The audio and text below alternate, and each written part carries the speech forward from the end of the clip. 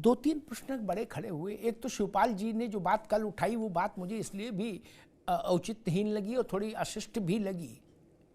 शिवपाल जी पुराने नेता हैं, उनके गांव में एक गीत संगीत नृत्य का कार्यक्रम होता था हर साल। उसमें हमारे टैक्स का पैसा जाता था रोहित बाबू। उत्तर प्रदेश सरकार पैसा देती थी, उसमें सैकड़ों करोड़ रुपया लगता था। क्यों? ऐसे ऐसे जहाज उतरते थे आके सफाई में,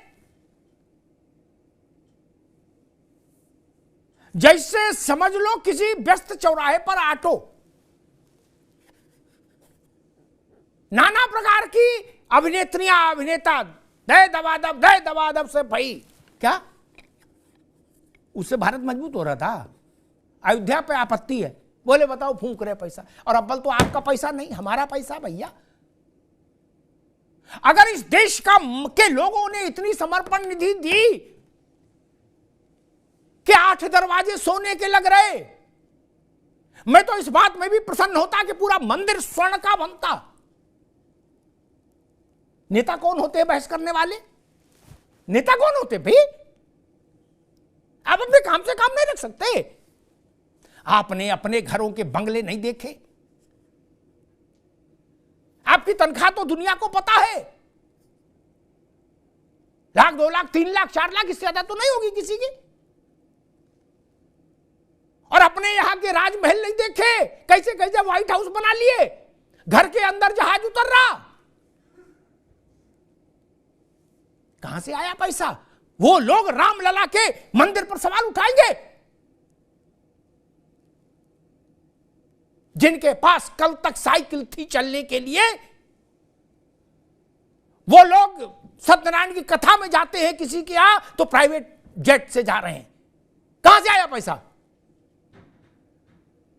रामलला के लिए प्रश्न उठाएंगे। और जो बात ओपी सिंह ने कही, जो लोग ये कहते हैं कि वहां मेडिकल कॉलेज बन जाना चाहिए, इंजीनियरिंग कॉलेज बन जाना चाहिए, यूनिवर्सिटी बन जानी चाहिए अयोध्या में, भाई आजादी से पहले छोड़ो, 47 में तो देश आजाद हो गया। University, medical college, engineering college, homeopathic college, यूनानी दवाखाना सब क्यों नहीं खुलवाया अयोध्या में? डॉक्टर ने रोका था, पुलिस ने मना किया था। क्या कांग्रेस इस पाप से बरी हो सकती है? इकबाल अंसारी ने सही सवाल पूछा है।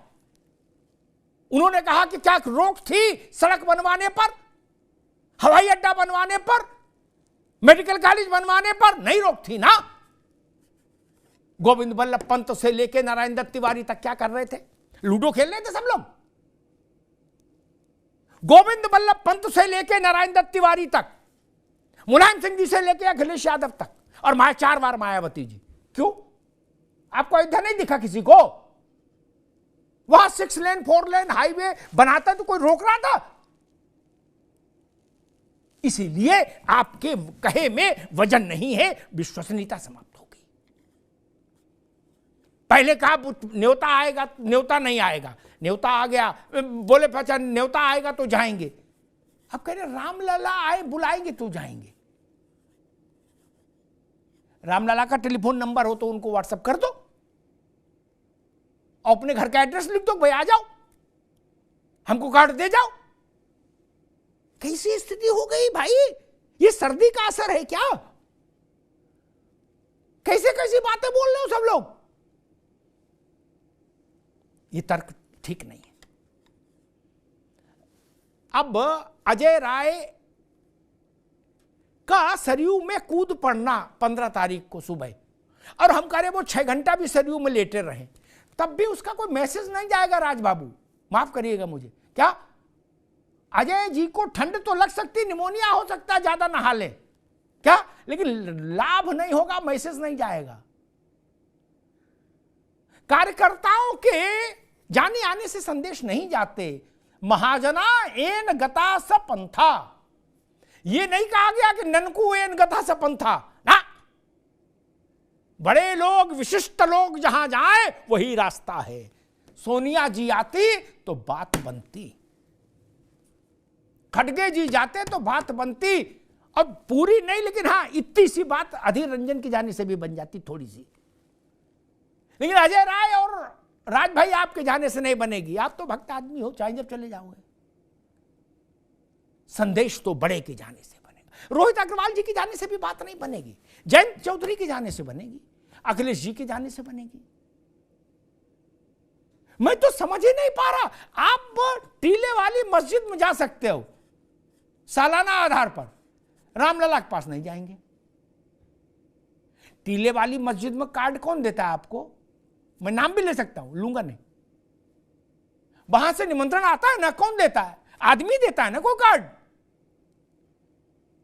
क्या ऊपर से आता है कार्ड? नहीं ना राज भाई, ऊपर से तो नहीं आता। वहां जा सकते हैं उनके बुलाए पे, लेकिन रामलला डायरेक्ट चाहिए। बोले नो, तीर्थ क्षेत्र न्यास नहीं चलेगा। फिर बोले भाई भैया फिर क्या चलेगा? बोले डायरेक्ट रामलला को लाओ। रामलला वहां रिसेप्शन पे जाके खड़े हो कार्ड देने के लिए, अर्जी लगाएं कि मिलना है। बोले बैठ जाओ, अभी बताएंगे कब अंदर जाओगे। कैसी बातें बोल रहे हो? अभी इतनी तो हर साल इतनी ठंड पड़ती है, इस साल को ज्यादा तो नहीं पड़ी कि ऐसी ऐसी बातें बोलने लगो सब लोग। और आज तो धूप भी निकली।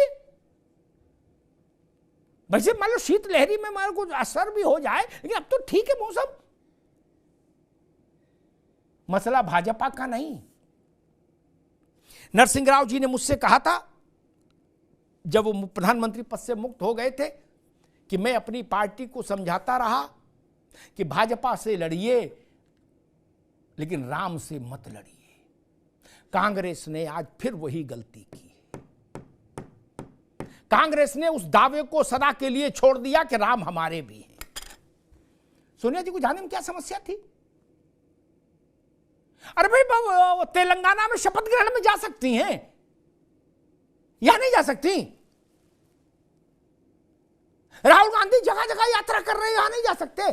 खड़गे जी नहीं जा सकते। अभी न्याय यात्रा में चलोगे ना सब लोग, अयोध्या यात्रा नहीं कर सकते।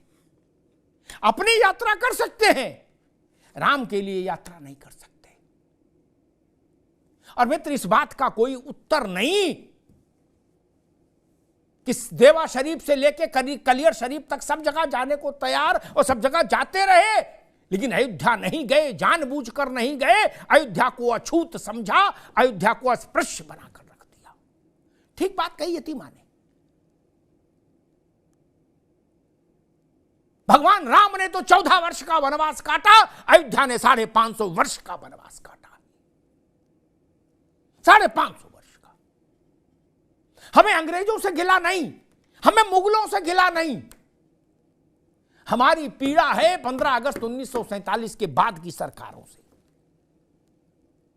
उस समय के हुक्मरान अयोध्या क्यों नहीं गए? कभी रामलला के सामने सिर क्यों नहीं झुकाया?